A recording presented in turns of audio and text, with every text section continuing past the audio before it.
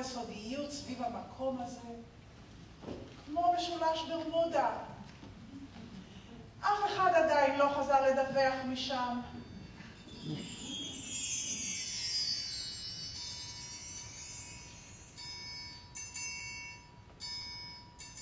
בכלל, מה זה המילה הזאת? וגינה. נשמעת כמו דלקת פרקים חריפה. רק אז הבנתי שלשיער שם למטה יש סיבה. זה עלה סביב הפרח. זאת המדשאה סביב הבית. צריך לאהוב שיער כדי לאהוב את הווגינה. את לא יכולה לבחור את החלקים שאת אוהבת. ודרך אגב, בעלי מעולם לא הפסיק לזיין מהצד.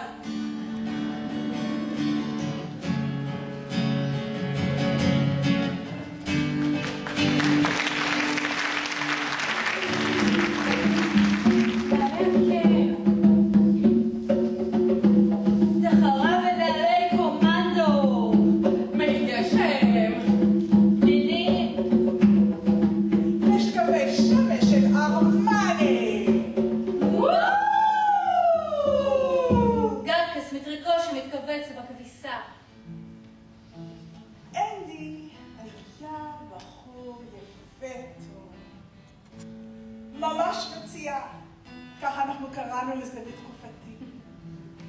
ואנחנו ישבנו במכונית שלו. הייתה לו שבי בלער לבנה חדשה. אני זוכרת שאני חשבתי שהרגליים שלי לא מתאימות למושב של המכונית הזאת. יש לי רגליים ארוכות, והברכיים שלי נתקלו בתיבת ההילוכים. אז אני ישבתי לי שם, והסתכלתי על הברכיים הגדולות שלי. פתאום הוא תפס אותי בכוח, והצמיד אותי אליו, ונתן לי נשיקה, כמו שהם עושים בסרטים, ממש כמו שעושים בסרטים.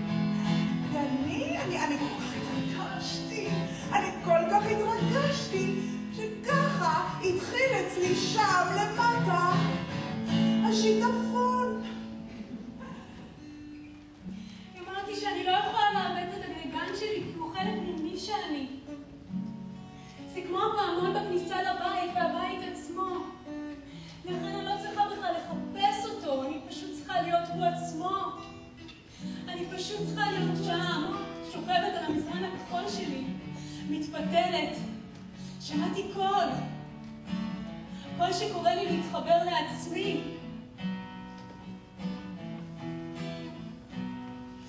הווגינה שלי היא באמת צדף. היא באמת פרח. הווגינה שלי היא אני. היא מי שאני. בפעם הראשונה שקיימנו יחסי מין, הוא אמר לי שצריך לראות אותי. אני פה, מולך אמרתי לו. טוב, אני מוכן לראות אותך.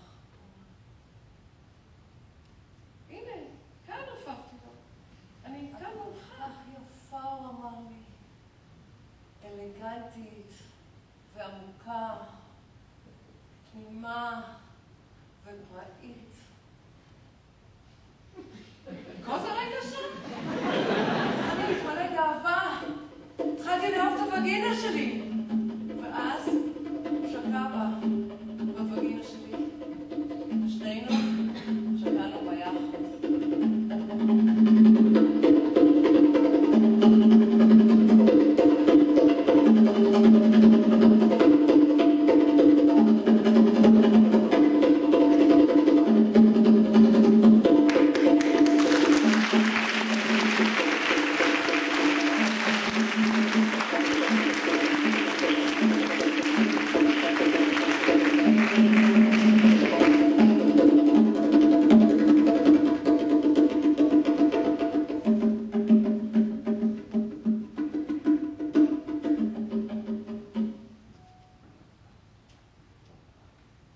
הווגינה שלי הייתה ירוקה,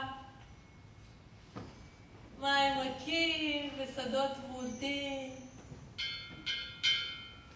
פרה גואה.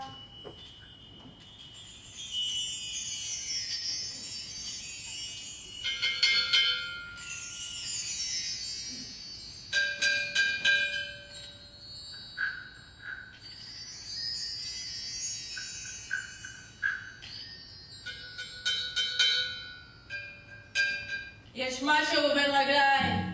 אני לא יודעת מהו. אני לא יודעת איפה זה. אני לא נוגעת.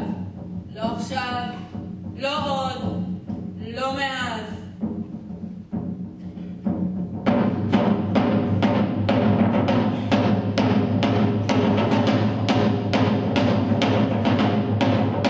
אז הווגינה שלי לא הולכת לשום מקום. היא מעוצבנת ונשארת כאן.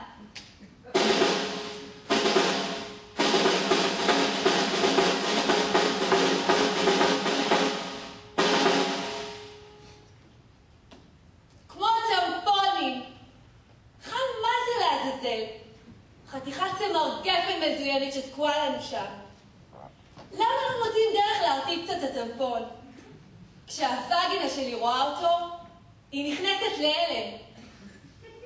היא אומרת, חבל על הזמן. חבל על הזמן. היא נסגרת. הווגינה שלי, עכשיו היא רוצה לטייל. היא לא רוצה הרבה חברים. היא רוצה לקרוא דברים ולדעת ולצאת יותר. היא רוצה שוקולד. היא רוצה לצרוח. היא רוצה להפסיק לכעוס. היא רוצה לגמור. היא רוצה לרצות. טוב, הווגינה שלי. טוב, הווגינה שלי רוצה הכל. ואני אוהבת וגינות. ואני אוהבת נשים, ואני לא רואה אותם כדברים נפרדים.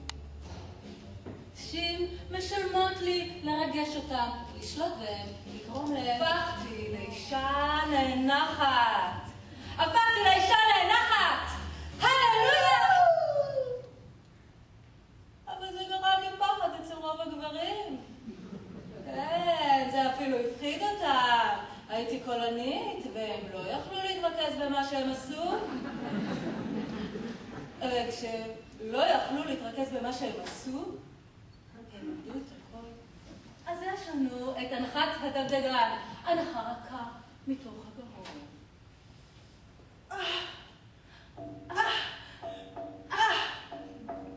והנחה וגינלית, הנחה עמוקה מתוך הפה.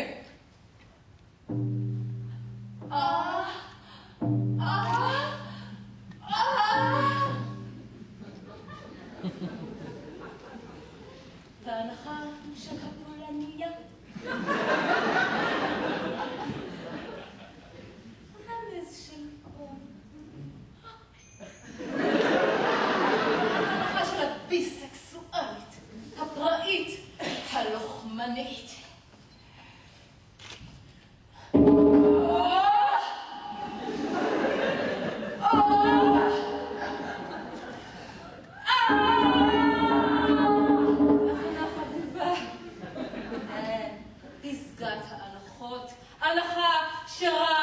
בודדות זוכות לה, ההנחה המשולשת.